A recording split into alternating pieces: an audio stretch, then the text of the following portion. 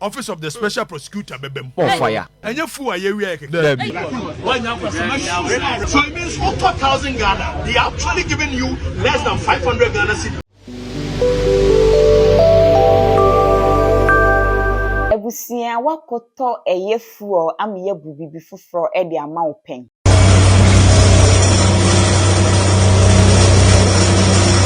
Say bia wakoto diesel anase wokwa akoto eye petrol na ene obeti wani no na ya ma wunsuo ebi atopen anam. My bede, your engine stop. What are you talking about? No, Anase wokwa akoto fuel na obeti wani usi ebia me to 30 cedis na ebu 10 cedis.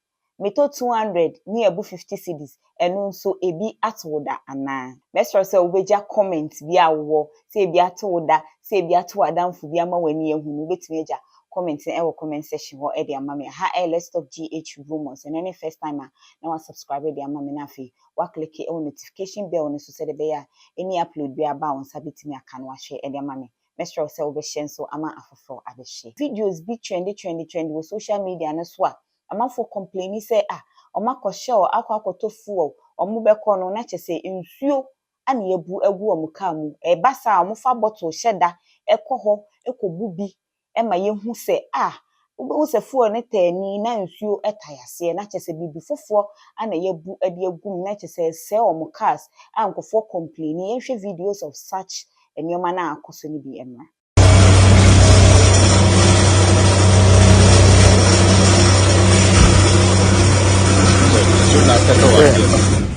See, right from the tank. See the separation. That's almost fuel I just bought. This is the fuel I just bought. And my car stopped. My engine is no more working. This is what they sold to me. This, my bede, your engine stop. What are you talking about? No,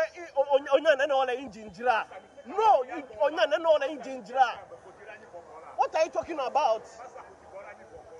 You when me try for me. I know man spark you know. Look at my Wadwimu no wakoto fuel obetu wani no na chese ye di nsuo ana ama wo engine abo na chese car boarding a wato no wanya ka foforo e de aka ho na sansem wanyina akoso e ma somewhere December 2023 on the 12th of December 2023 eye kidi ojumtoni kidi and fine boy kidi e kra be posti e wo ne X page e ka say eye very bad act pa say ubeton ade enye ede ama obi egu ne car mu na wasay ni engine na poster o posti ye no eno eni o same this bad fuel ruining engines and plugs is becoming a serious pandemic. Something needs to be done as soon as possible. Why are you selling people bad fuel? What is the reason? Let's just say kidi asemo bebusa no say ade na wo be sorry na waton ade a enya ma obi so mfa kogu ne kem fuel enye na nipa de akogu ne kem na ka no asay just was say ni engine bonko foka o chema ye serious pandemic just say ade ha ewiase nyina nti ehu be hia say ka eto betwa na afi so obisa say den ne bema wasore prekope na waba be ye sa ade wi na enne anopai eye Okatayie Afrifa ono de asisi ade o galamsey no o Exp0ses wo fuel stations and Okatayie asema wabeka enon by Ghana TV say men control say who be here say Ghana for ye be patronize made in Ghana products so the be importation rate ni so better no my Ghana etimi akone ni misanti so we made in Ghana goods a we share numbers na wo screen ni so a we betimi afa na why short video now they are sending ye be promote am free of charge we hear any information details information bia we betimi so afre numbers na wo screen ni so no ye be twetwe mu e de amount by Ghana TV streaming 247 ewo YouTube yesanso ewo Roku box osakopiem ewo Google Play Store so a ye wo ho wetimi download na woni ye interact na Okatayie ekansem bebre na tese onam oso otu kwan na omo ba no ni team me ba no muju eye atimpuku ena mo yenko show na yenko nkobufu o muju show ho na tese ebi ni ho ana mo de call Goil na fei die ekosi wo ho no esewani ensa wo ka kire e ba na bibi ya sin yem fa atimpoku ni ye fa atimpoku na chese fie nyame amfa fie ai ba ko se no ma ya adwuma bi adwumre no ani ya ba na ye si ye tofu na ya ya no na ye shell ne goil ne bo ho ye koduru wa wono shell no woni fu ai woni bi woni design bi an wo ye ni ade na aba na ye ne se ani ye nko goil ni nkoto bi ani ye ko goil koto bi na teacher se video no ye ready ye bema ye teaser keke we teaser keke na enkomo no kovi woni the tentacles of the conversation. Exactly. And common remua enya fu a ye wi aye keke. Ne mom no enkomoni remua ko ba bi fofura I we say office of the special prosecutor bebem. Fire. Obebam anya fu a ye wi aye keke. Enkomo na wura na em se nananom na eye ya de me fa ho se kada che ye ko bie wani no ahwa na ye ko ye ne ebusa se fuel station no kura ye hwan dia na se nipa no ye de ba e wo krom ha wo ye hwan ya wo ye de wo ye regulator no ye regulator then wo no asa wo fuel station and wo ma ne hu bie wo ye regulator de no wo ma ne hu bie wo fa no at what price kura sa what the fuel ni be go fan at what price na say regulator ne wo aye fuel station dia ye musa question say wo be fail one only station say and some ko fail wo bi dia eti nkomo ne be ko MP eti free Goil be ko MP na nanu mo de no aye ne sisia ehu pa conflict. So it's not just about the video no amuhunu Exactly. The conversation goes into the tentacles eti munya abotre ma ye adwuma bi I office of the special prosecutor bebem Fire. No, I'm telling you. Aye.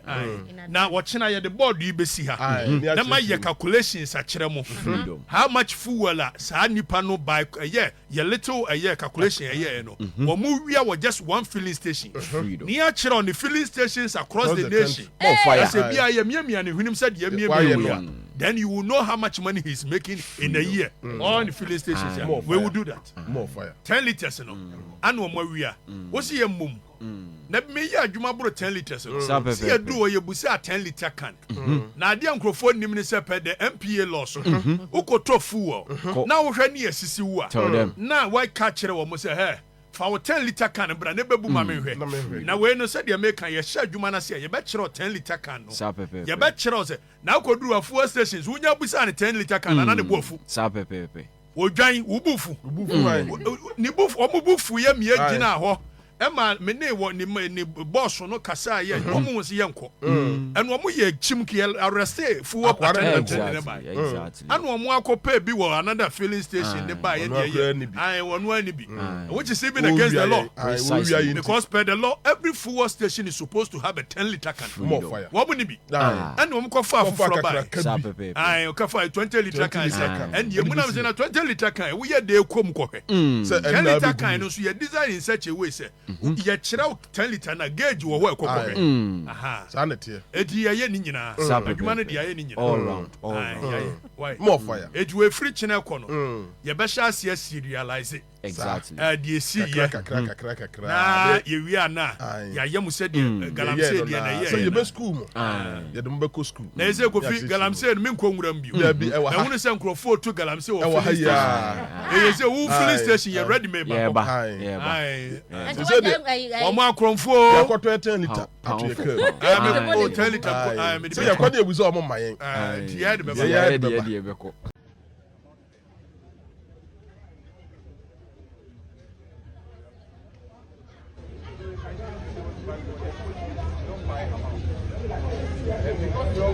Our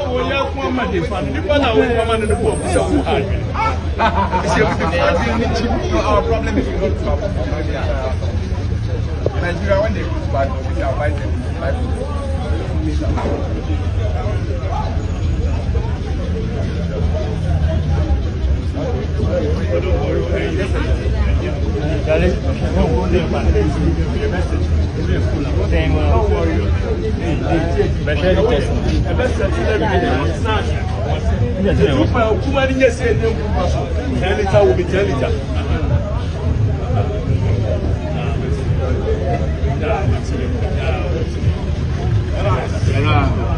Now kwame be ha de enye ni papa ne semu 10 litre new aha ba ba bia fuel no eda so we put 10 litre ese ha say ana eba kwame Shababia you fuel 10 litre on the board. Shababia 10 litre. So look at the amount of stealing these people are doing. The volume of stealing that these people are doing. Look at the volume of stealing.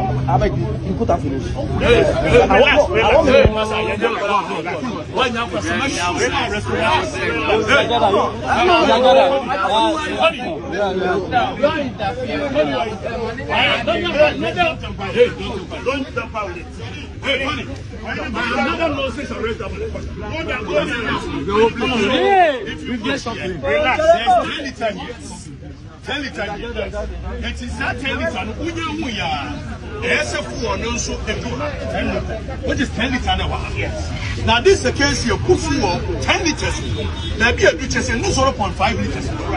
It means the amount of fuel you will be shocked. You'll be shocked. So it means for 4,000 Ghana, they are actually giving you less than 500 Ghana cedi. Exactly. So 4,000 Ghana because 10 liters. 10 liters. Now we're giving half of 0.5. And lose then Russia and Russia just a good gauge in 1 percent. The air can watch us here. Also, cheap. Now we are and the air can watch us. This is 10 liters. This is 10 liters. 10 liters. 10 liters. No, 10 liters. As I said, quick, what do you? Plus 5 minus 5. It's the other plan. If you do that,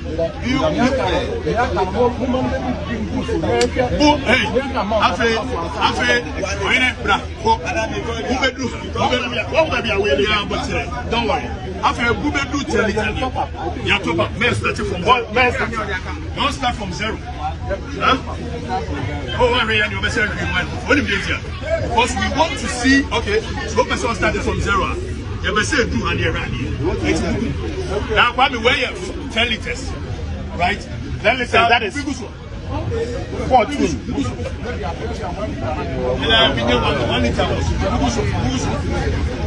Bube say National Petroleum Authority ebema omo nsa so e wa asem we hu no omo so aye investigations whether they know about it or not e was say omo tumi ye investigations say de be ya ye disika ana eto fuel na sika kakra na ya brenya na ye de baba beto na mo be ye say ya say eye ahometisem nti e besre so omo de omo ni bedi atwie na de e wo sese omo ye bia no omo be ye e de afa ho besre say obeja wo comment section ho e de ama me na any update bia so free ho ba me san e de baba besom mo na ye kai mo say aka few weeks na ye to aba ne santi ye make sure say ye asomdwe na ye wo e wo Ghana no ye bebo ho by no my Ghana etimi afa ne to mapa efra me din e de na na akua santo makram